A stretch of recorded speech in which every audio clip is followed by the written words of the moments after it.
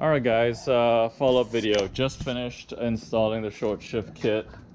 Let me get into the car and give you guys a quick rundown of what it looks like under here.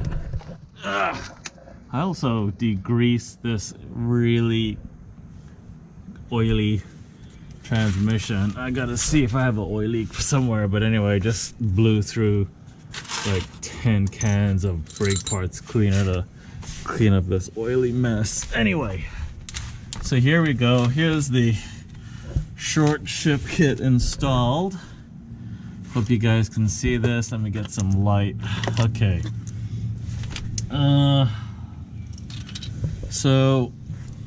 Okay, we have the top rod here. That's in. That was fitty to get in because of the clip here. So that's in with the new bushings. You can kind of see the flange of the new bushing right there. It's one on either side, and so following it down, and here's the bottom rod, and you can see new clip. Here's the new machine stainless bushings, so no rubber here at all. And I'm actually reusing the original bushing here because the kit didn't come with a replacement, so I'm reusing that one. But I cleaned it all up. It's not in bad shape. I might keep an eye on it. I may change it in the future. Here's that lower bracket, and I'm reusing the bushing in that as well, which is here.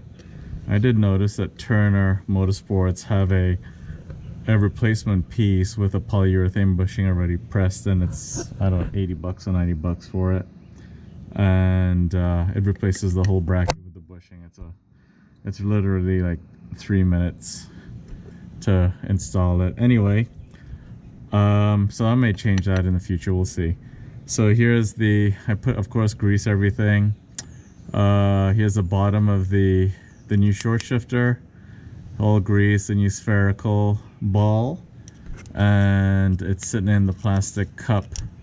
And so let me take you to the top side and give you a rundown of what that looks like with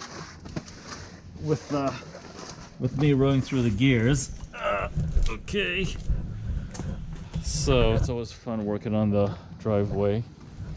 So anyway, inside the car now, got the shifter knob installed, and so here we go.